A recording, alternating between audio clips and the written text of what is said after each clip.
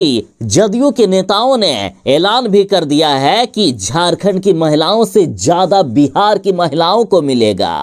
झारखंड में 2500 रुपये महीना करके दिया जा रहा है, तो बिहार की महिलाओं को 3000 रुपया प्रत्येक महीने सरकार दे सकती है, यानी 36,000 रुपये साल के मिलेंगे बिहार की महिलाओं को। देखिए, इस बार के विधानसभा चुनाव में नीतीश कुमार जी ने 225 सीट जीतने का टारगेट सेट किया है। साथ ही मुख्यमंत्री नीतीश कुमार जी 15 दिसंबर से महिला संवाद यात्रा शुरू करने वाले हैं। इस बार खास बात यह है कि मुख्यमंत्री नीतीश कुमार जी केवल महिलाओं से संवाद करेंगे और इसी संवाद के दौरान नीतीश कुमार जी घोषणा कर सकते हैं कि झारखंड की तरह बिहार के महिलाओं को भी प्रत्येक महीने पैसे दिए जाएंगे। देखिए, महाराष्ट्र में जिस तरह से लाडली बहना योजना है, उसी तरह झारखंड में मैया सम्मान योजना है। नीतीश कुमार जी ने बिहार में भी महिलाओं के लिए काफी विकास के काम किए हैं और अब नीतीश कुमार जी सबसे बड़ा दांव चलने वाले हैं, महिलाओं को प्रत्येक महीने पैसा मिलेगा। बिहार के किसानों के लिए बड़ी खबर है। बिहार के किसानों का अब बनेगा आईडी कार्ड। जरा विस्तार से समझिए वरना पछताना पड़ेगा। देखिए, फिलहाल बिहार के 5 जिलों में किसानों के लिए पहचान पत्र यानी आईडी कार्ड बनाने का पायलट प्रोजेक्ट शुरू कर दिया गया है और यदि ये सफल रहा तो बिहार के सभी जिलों में किसानों का आईडी कार्ड बनाया जाएगा। इस योजना के तहत राज्य के हर किसान का रजिस्ट्रेशन होगा और उन्हें आईडी कार्ड जारी किया जाएगा।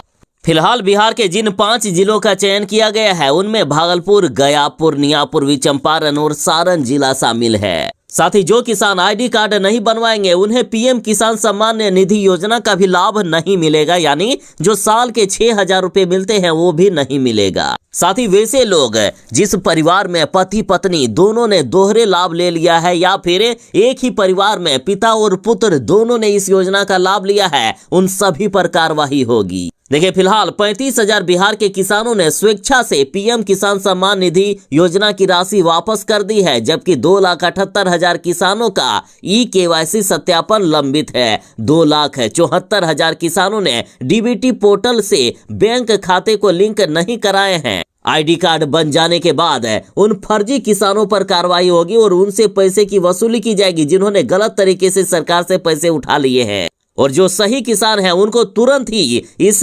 योजना के द्वारा पैसा मिलेगा बैंक खाते में। जो सरकारी नौकरी की तलाश कर रहे हैं उनके लिए बड़ी खुशखबरी है। बिहार में स्वास्थ्य विभाग में फार्मासिस्ट के 2,475 पदों पर जल्द किया जाएगा बहाली। बिहार के स्वास्थ्य मंत्री मंगल पांडे जी ने बड़ी घोषणा कर दी है और इस संबंध में बिहार तकनीकी सेवा आयोग को स्वास्थ्य विभाग की ओर से अधियाचना भी भेज दी गई है। देखिए, बिहार के स्वास्थ्य मंत्री मंगल पांडे जी ने कहा है कि सीएम नीतीश कुमार जी के मार्गदर्शन में राज्य सरकार फार्मासिस्ट की बहाली की प्रक्रिया अब पूर्ण करने जा रही है और हो सकता है कि इसी महीने के अंत तक बहाली के लिए नोटिफिकेशन जारी कर दिया जाए। मंगल पांडे जी ने कहा कि इस संबंध में बिहार तकनीकी सेवा आयोग को बिहार फार्मासिस्ट संवर्ग के 2,473 पदों पर बहाली प्रक्रिया जल्द से जल्द पूर्ण करने को हमने कहा है और इससे बिहार की जनता को भी काफी फायदा होगा। देखिए, फार्मासिस्ट दवाओं का भंडारण, संभालना, तैयार करना और वितरण करने के प्रमुख कार्य करते हैं। मरीजों को दवा के सुरक्षित और प्रभावी इस्तेमाल के बारे में सलाह देते हैं। मरीजों को दवाओं की सही खुराक बताना, मरीजों को दवाओं से जुड़े संभावित दुष्प्रभावों और अंतःक्रियाओं के बारे में बताना भी ये कार्य करते हैं। अब ये लीजिए, स्वास्थ्य विभाग ने बड़ी खुशखबरी दे दी है। बिहार के स्वास्थ्य मंत्री जी ने बड़ा ऐलान करते हुए कहा कि एक्सरे टेक्नीशियन के पदों पर बम्पर भर्ती होने जा रही है। बिहार के लोगों के लिए बड़ी खुशखबरी है। फार्मासिस्ट के 2,473 पदों पर बहाली की प्रक्रिया शुरू करने का ऐलान के बाद अब स्वास्थ्य विभाग ने 1,232 एक्सरे टेक्नीशियन के पदों पर नियुक्ति करने का फैसला ले लिया है। इन पदों पर नियुक्ति तकनीकी सेवा आयोग के माध्यम से होगी, जिसकी अधियाचना आयोग को भेज भी दी जा चुकी है। स्वास्थ्य मंत्री जी ने कहा कि मुख्यमंत्री नीतीश कुमार जी के मार्गदर्शन में लगातार नियुक्तियां की जा रही है। स्वास्थ्य विभाग में टोटल 45,000 से भी ज्यादा पदों पर नियुक्ति की जाएगी। अभी फिलहाल फार्मासिस्ट के 2,473 और एक्सरे टेक्नीशियन के 1,232 पदों पर अधियाचना भेज दी गई है और इसी महीने इसके लिए आवेदन प्रक्रिया शुरू हो जाएगी। शराब के खिलाफ सरकार अब लगाएगी कड़ा कानून। नीतीश के मंत्री जी ने बड़ा बयान दिया है। बिहार में शराबबंदी कानून और भी सख्त होने वाली है। देखिए, लगातार सवाल उठते थे कि शराबबंदी के तहत सिर्फ गरीबों को नीतीश सरकार परेशान करने का काम करती है, लेकिन अभी बड़ी घोषणा हो गई है कि जल्द ही बिहार सरकार एक नया कानून लाने जा रही है, जिससे शराब माफियाओं पर कड़ी कार्रवाई की जाएगी। और ये घोषणा खुद बिहार के मद्य निषेध मंत्री रत्नेश सदा जी ने किया है। दरअसल राजधानी पटना से सटे पुनपुन में शराब के खिलाफ लोगों को जागरूक करने के लिए मद्य निषेध मंत्री रत्नेश सदा ने कार्यक्रम में भाग लिया। इस दौरान नाट्य संस्था के द्वारा गीत, संगीत और नुक्कड़ नाटक के जरिए शराबबंदी को लेकर समाज में क्या असर हो रहा है, इस पर प्रोग्राम किया गया। साथ ही मंत्री जी ने कहा है कि शराब सामाजिक बुराई है, इसका अंत करने में सामाजिक सहयोग बहुत ही जरूरी है। मद्य निषेध विभाग के द्वारा लगातार जागरूकता अभियान चलाया जा रहा है, जिससे शराबबंदी के कारण होने वाली घरेलू हिंसा, मां, बहन और बेटी के मान सम्मान की सुरक्षा हो सके। इसे लेकर पुनपुन में जागरूकता अभियान चलाया जा रहा है और अब पूरे बिहार में जागरूकता अभियान चलाया जाएगा। साथ ही शराब माफियाओं और शराब तस्करों के खिलाफ कड़ा से कड़ा कानून लाया जा रहा है बिहार में।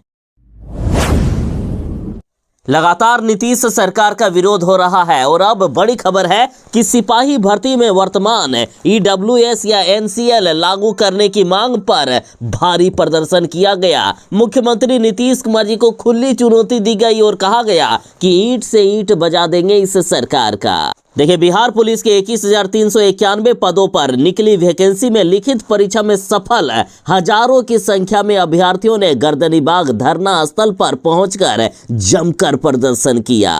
अभ्यर्थियों का कहना है कि 9 दिसंबर से फिजिकल शुरू होने वाला है और उन लोगों को अभी फिजिकल की तैयारी करनी चाहिए थी, लेकिन नीतीश सरकार की इस घटिया नियम के कारण आज भूखे प्यासे यहां आकर प्रदर्शन करना पड़ रहा है। देखिए, अभी जो फिजिकल टेस्ट हो रहा है, इसमें से मांग की गई है कि जब वैकेंसी आई थी यानी 2022 में, उस समय का ईडब्ल्यूएस और एनसीएल सर्टिफिकेट चाहिए। अभी यदि करंट बना कर देंगे तो वो वैलिड नहीं होगा, लेकिन केंद्रीय चयन पर्षद ने जब वैकेंसी का नोटिफिकेशन निकाला था, उस समय इस बात का कोई भी जिक्र नोटिफिकेशन में नहीं किया गया था।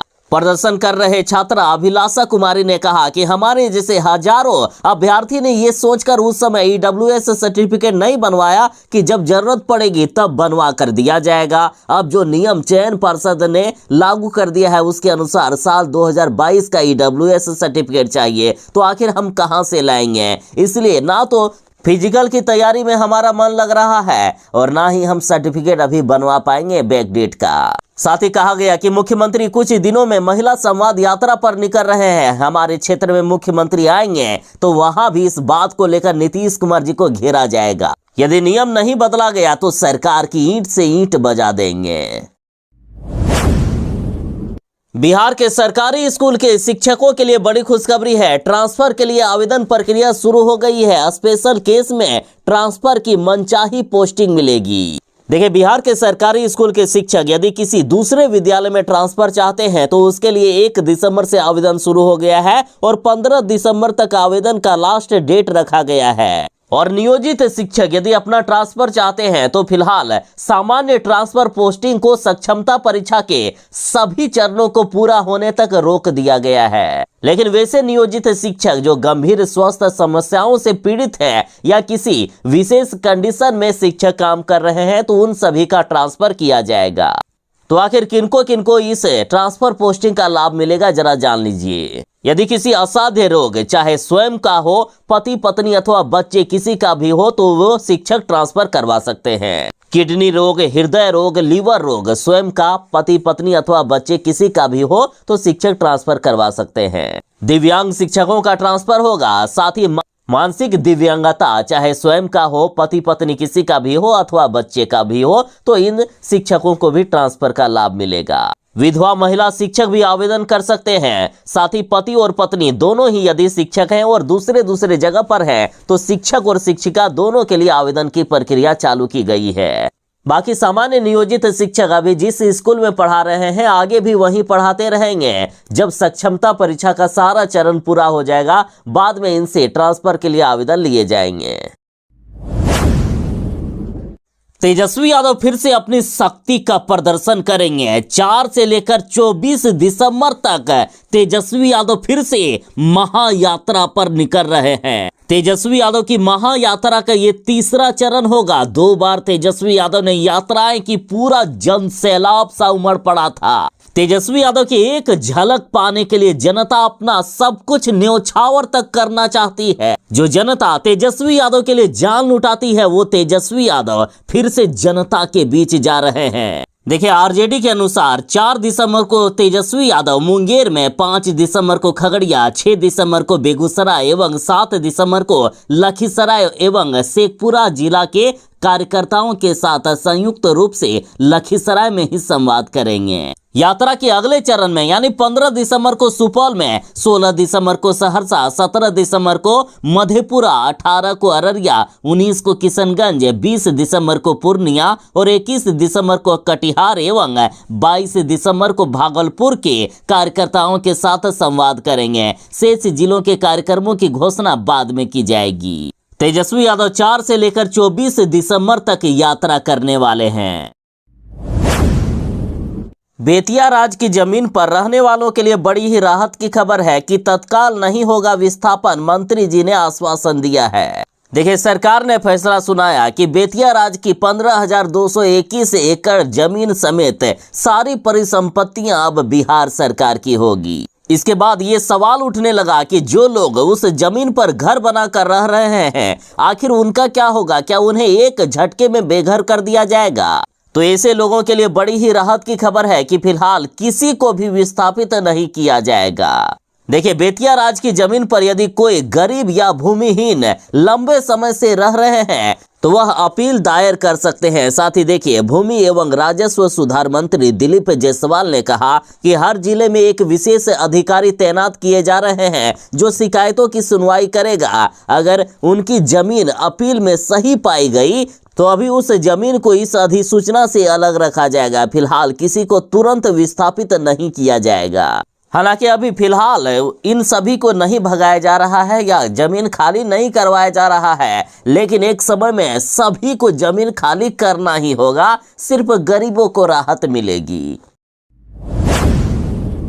बिहार के मुख्यमंत्री नीतीश कुमार जी 22 दिसंबर से लेकर 15 जनवरी के बीच समाज सुधार यात्रा पर निकलेंगे। इस दौरान मुख्यमंत्री जी शराबबंदी, दहेज प्रथा का उन्मूलन, बाल विवाह मुक्ति को लेकर जागरूकता अभियान चलाएंगे। बिहार में बस कुछ ही महीनों में बिहार विधानसभा चुनाव होने वाला है। नीतीश कुमार जी हर एक तैयारी करने में जुट गए हैं और अभी शराबबंदी को लेकर तरह तरह के नियम बनाए जा रहे हैं। शराबबंदी को अब और भी सख्त किया जाएगा।